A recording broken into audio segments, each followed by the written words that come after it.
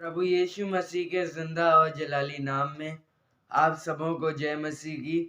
Praise the Lord. और आज मैं एक बार फिर से परमेश्वर के वचन को आप सबों के बीच में लेकर के आया हूँ और मैं आशा करता हूँ आज के इस वचन के द्वारा आप ब्लेस होंगे और परमेश्वर आपसे मेरे द्वारा बातचीत करेंगे।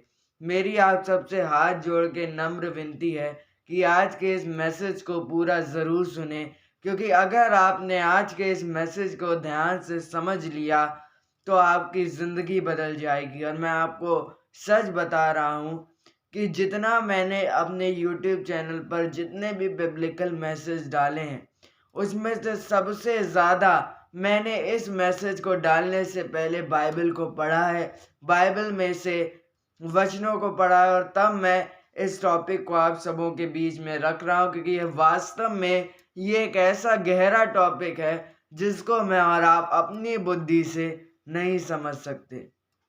तो आज के इस संदेश को समझने के लिए मैं चाहता हूँ आप सब मेरे संग बाइबल ओपन करें और निकालें लूका रचित सुसमाचार अध्याय 17 और उसके 32 वचन को हम पढ़ेंगे और इस वचन से हम अपने आज की वचन की नींव को रखेंगे। और यहाँ पर लिखा है, लूत की पत्नी को स्मरण रखो। जी हाँ, यहाँ पर यीशु मसीह अपने शिष्यों से एक बात कहते हैं, लूत की पत्नी को स्मरण रखो। और आज हम मसीहों को भी लूत की पत्नी को स्मरण रखने की आवश्यकता है। और अगर यीशु मसीह ये बात कह रहे हैं कि लूत की पत्नी को स्मरण रखो, तो ज़रूर इसमें कोई गंभीर बात छुपी हुई है। आखिर कौन थी लूत की पत्नी, और आखिरकार यीशु मसीह क्यों कह रहे हैं कि उसको स्मरण रखो? इससे पहले मैं आज के मेन वचन में जाऊं, मैं आपको कुछ बात बताना चाहता हूं।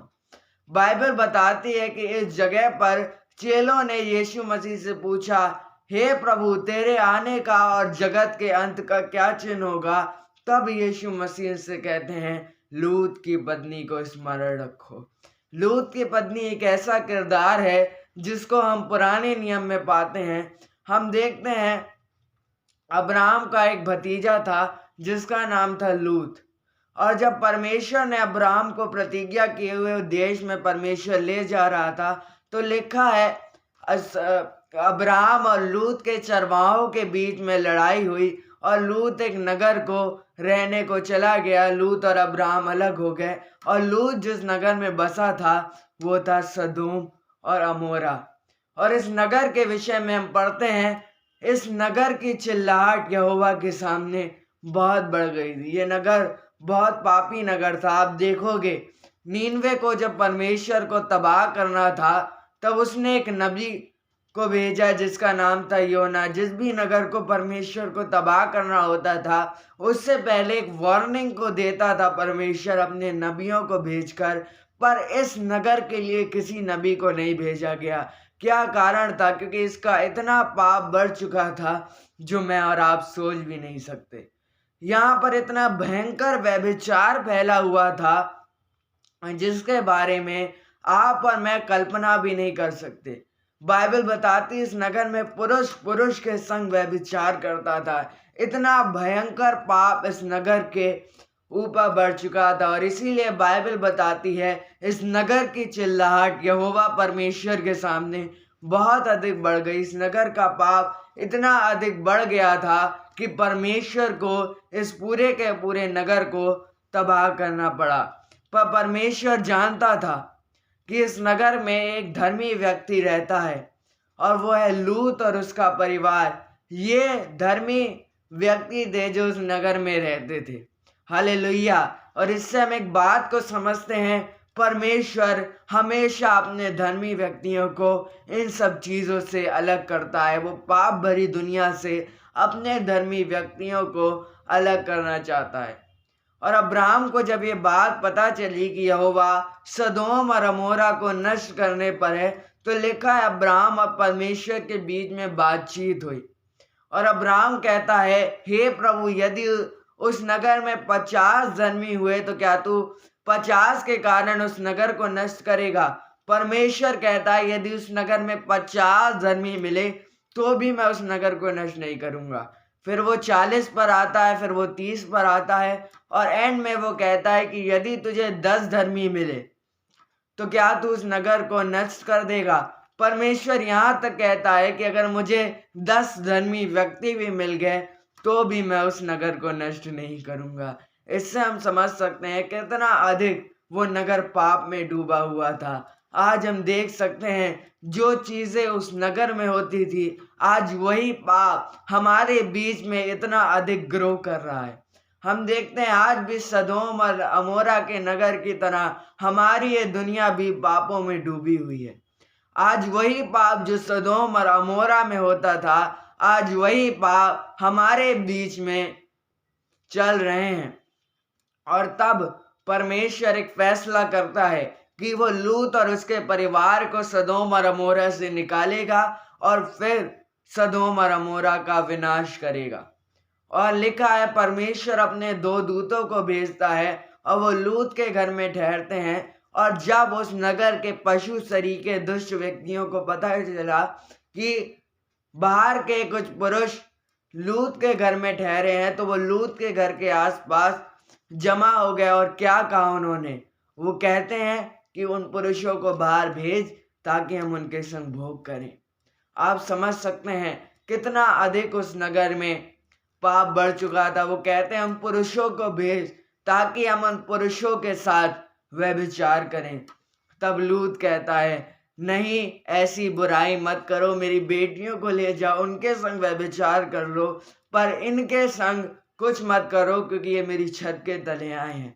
तब बाइबल बताती है वो पुरुष यानी परमेश्वर के दूत जो शरीर में होते हैं, वो लूत को उस नगर से बाहर ले जाते हैं और वो लूत को आदेश देते हैं कि भागो और इस नगर की तरफ वापस मुड़कर नहीं देखना, वरना तुम भी नष्ट हो जाओगे। और तब हम देखते हैं लूत की जो पत्नी होती है वो उस नगर की ओर मुड़कर देखती है और नमक का खंभा बन जाती है, बर्बाद हो जाती है। मेरे अजीजों, यहाँ से मैं अपने वचन को शुरू करना चाहता हूँ।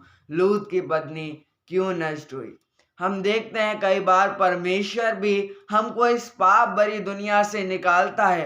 परमेश्वर का वचन कहता है संसार से प्रेम रखना, संसार के संग जो है वो घुलना मिलना परमेश्वर के साथ शत्रुता रखने के बराबर है।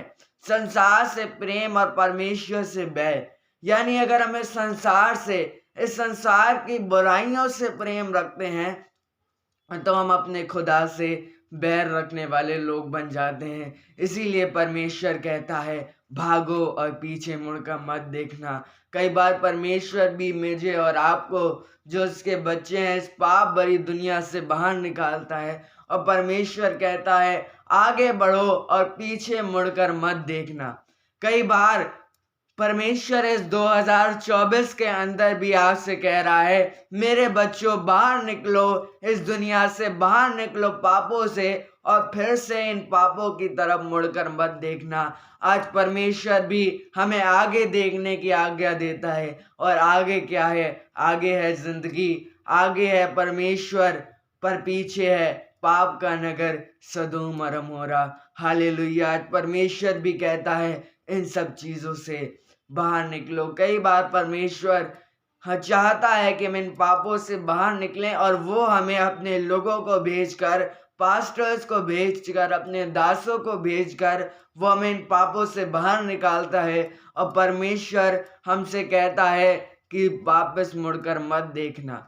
तुम्हारे और इस पाप भरी दुनिया के बीच का जो कनेक्शन है उसे कट कर दो। जी हाँ, हम इस संसार में रहते हैं पर हम इस संसार की बुराइयों के संग कभी एक मत नहीं हो सकते। परमेश्वर कहता है इस संसार के संग अपने कनेक्शन को तोड़ो। पर आज कितने मसीह हैं वो न्यू ईयर में भी प्रवेश कर चुके हैं, उनने क्रिसमस भी धूमधाम से मनाया है, चर्च के कामों को भी वो करते हैं, चर्च में वर्शिप लीड भी वो करते हैं, पर वो इस पाप भरी दुनिया के संग अपने कनेक्शन को नहीं तोड़ पा रहे हैं। परमेश्वर कहता है मेरे प्रियो, इस पाप भरी दुनिया से भागो, इस दुनिया के सरदार के यानी शैतान के पास से भागो, इस दुनिया के संग अपने कनेक्शन को कट करो। पर आज कितने दुख की बात है, आज हम उसी दुनिया में वापस जाना मांग रहे हैं। परमेश्वर क्यों कहता है कि इस दुनिया के संग अपने कनेक्शन को तोड़ो, क्योंकि परमेश्वर जानता है अगर हम इस पाप भरी दुनिया की तरफ मुड़कर देखेंगे तो लूत की पत्नी की तरह हम भी नष्ट हो जाएंगे। बाइबल में कितनी ऐसी स्त्रियां थी जिनने बुरे काम किए।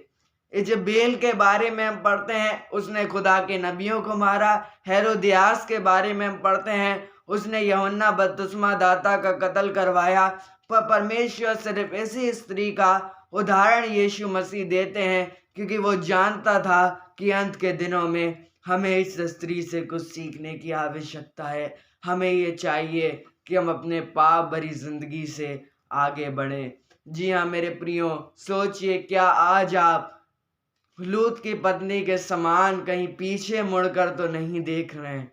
कई बार परमेश्वर हमको पापों से बाहर लेकर के आता है, वो हमको नशों से बाहर लेकर के आता है, पर बार बार हम पीछे मुड़कर देखते हैं। हमें राज नहीं आता। हम कहते हैं अरे थोड़ी सी शराब पी लूंगा तो क्या हो जाएगा, थोड़ा सा नशा कर लूंगा तो क्या हो जाएगा, थोड़ा सा पीछे मुड़कर देख लूंगा तो क्या हो जाएगा। और जब वो पीछे मुड़कर देखते हैं वो भी बर्बाद हो जाते हैं, वो भी सदोम और अमोरा के समान बर्बाद हो जाते हैं। संसार दर्शाता है सदोम और अमोरा को, और हमें इस संसार से भागने की आवश्यकता है। हमें इस संसार की बुराइयों से भागने की आवश्यकता है। इसीलिए अगर आज आप इस 2024 के अंदर परमेश्वर की सामर्थ को पाना चाहते हैं, परमेश्वर की ब्लेसिंग्स को पाना चाहते हैं, मेरे अजीजों, कलाम कहता है, एनोश नहीं कहता, यीशु मसीह कहता है कि इस संसार से भागो, लूत की पत्नी के समान मत बनो। और हम देखते हैं लूत की पत्नी को भी उस नगर की याद आ रही थी। उसने सोचा चलो एक बार अपने पुराने घर को, एक बार इस पुराने संसार को पीछे मुड़कर देख लेती है, और वो जिंदगी से वंचित हो जाती है, वो नमक का खंबा बन जाती है। और आज भी परमेश्वर ने लूत की पत्नी को रखा है ताकि हम जान सकें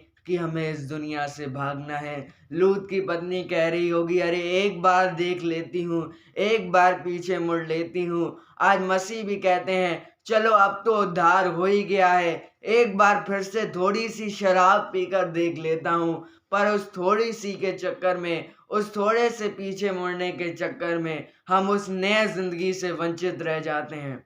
हम देखते हैं लूत और उसका परिवार तो उस नगर से बच निकलता है, उस नई जिंदगी को जिसे परमेश्वर ने उनके लिए तैयार किया था, जिंदगी को पा लेता है।